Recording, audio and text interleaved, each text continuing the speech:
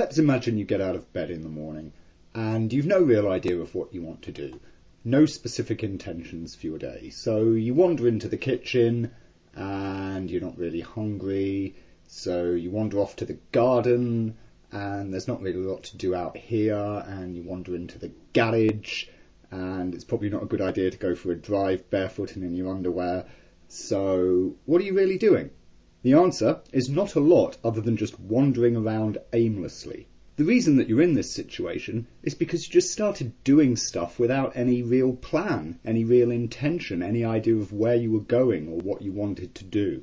And this is also a problem that can plague our animation work. It can happen plenty of times, and believe me, I've been there. You find yourself a little devoid of inspiration, but you're wanting to get on and do something, or needing to get on and do something. So, you just get your character and you just start moving them around. You think, okay, well, I'll just sort of have them walk over here, and then I'll have them sort of sit down or look over there or something. And what invariably happens when approaching an animation this way, when just trying to make something move with no particular plan of the reason why it's moving, with no clear intent coming from the character, with no real motivation on show, you wind up with very lackluster and generally lifeless animation, irrespective of how technically good the motion itself might happen to be. Thus, having a plan, a clear intention, and a clear set of motivations that are driving your character is one of the key things to creating decent character animation that has actual appeal, that will actually engage a viewer or an audience. Now, of course, that's a very situation-specific topic. It's going to vary from animation to animation an awful lot, what the motivation is for your character. It's certainly not going to be true that you have the same intentions and motivations going on through all these different animations, and there's no technical rule book that you can apply to tell you what to do. You simply have to apply your own imagination. However, what it does lead us into is a very common workflow proposition for animation, and that is the use of reference. If we pop on over to YouTube here and just search animation reference, we'll find a whole bunch of different videos that pop out. And what we broadly see is there are two types of reference footage that you can take for yourself. There is the technical detailed reference footage, we'll come to that in a minute, and there's planning and action reference footage. Let's take a little peek at this progression video from Frozen for the "Do you want to build a snowman" clip here. What we see, this is our animator here. You can see that he's filmed himself sort of acting out these motions. He's putting himself into the character. Playing things out like this by yourself, whether on camera or not, is a great way to, work through the planning process imaginatively in your head, thinking about, what's driving the character, what sort of moves you're going to need, what poses, and all of that are going to tell the story of the specific shot or sequence that you're working on. What you can also do, of course, if you do film yourself doing something of this nature, is the other thing that people commonly turn to reference for, and that's to sort of use it as a starting point from which to work into the animation itself. You essentially having, captured yourself acting stuff out on video, then of course, bring that up on your screen or a second monitor or what have you, and start, broadly speaking, copying it into your actual character rig, into your actual scene file and on your animated character. Irrespective of how you go about actually putting your animation together, what process you go through for blocking out your poses or getting in your motions and everything else, you will find that it's always far, far quicker to just stand up and move about than it is to sit there, posing a character rig. As such, doing your planning, physically yourself is by far the quickest and easiest way to work through the planning stages and figure out, I'm not really, inspired by this movement, or I really love doing this thing with the arms, stuff like that. And then having it as video is massively useful when it actually comes to then taking your character and trying to, pose it and move it through the scene. The one thing, however, that you should often be careful not to do, especially if you're going to do something, toonish if you're working on a cartoon character, but even if you're trying to produce a more realistic animation, is that you should treat your reference purely as reference, not as a strict blueprint. As such, what you're taking from it, is grand poses, some of the transitions, how you move from one pose to the next.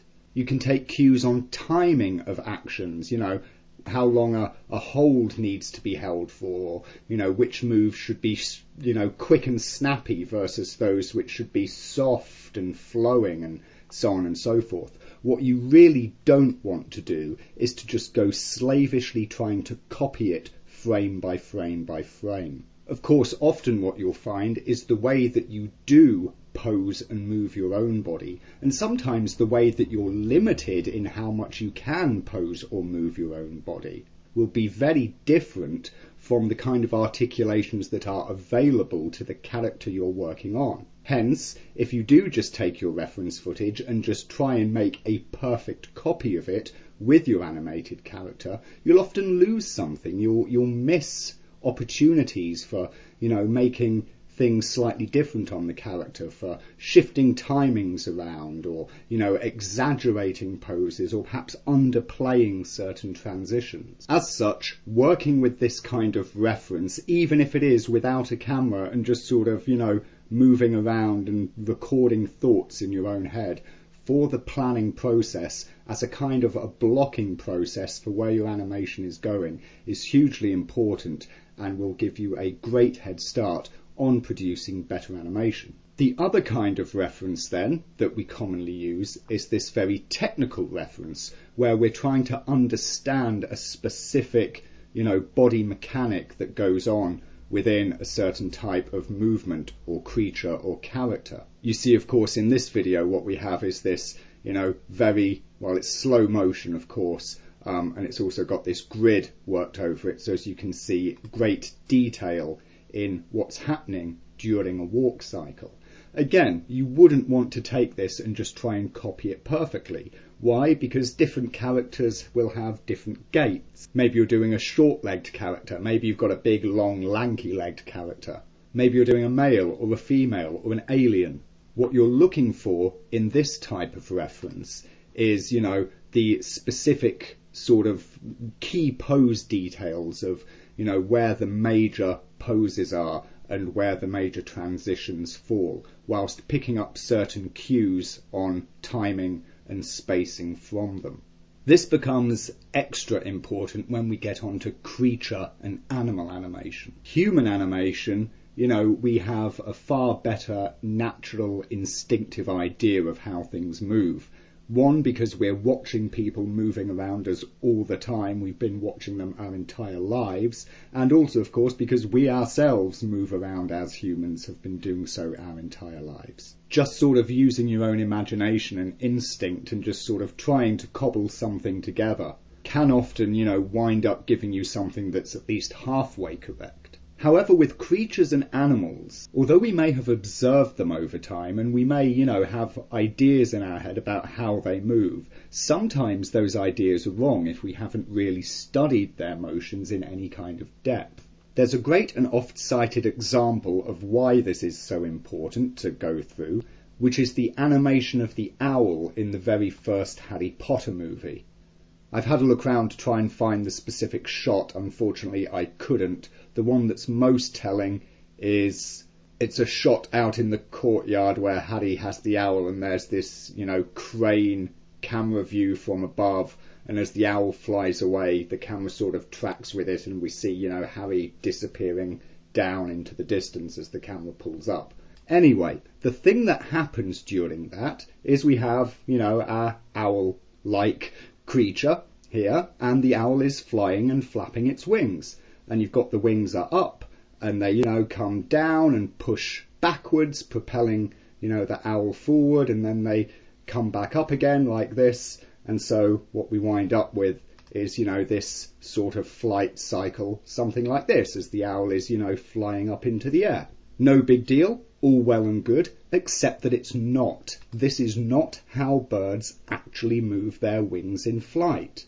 If we try to imagine it and we think about it, it seems to make sense. You're pushing the air down and behind yourself to try and get lift. You know, it feels like it should be right. In our head, it seems like it should be right, but it's not. It is completely and utterly wrong. If we look at this from the side and we imagine that instead of being a bird, it's actually a whale working his flippers as he goes through the sea, then actually that's correct. This is the right motion for a whale flipper, but it is the wrong motion for a bird wing. Why is it important? Well, consider again the example of Harry Potter. It's a visual effects shot. The animated owl is supposed to be portraying a real owl. Yes, I suppose you can argue that it's a magic owl, but really, that sounds like a bit of a cop-out.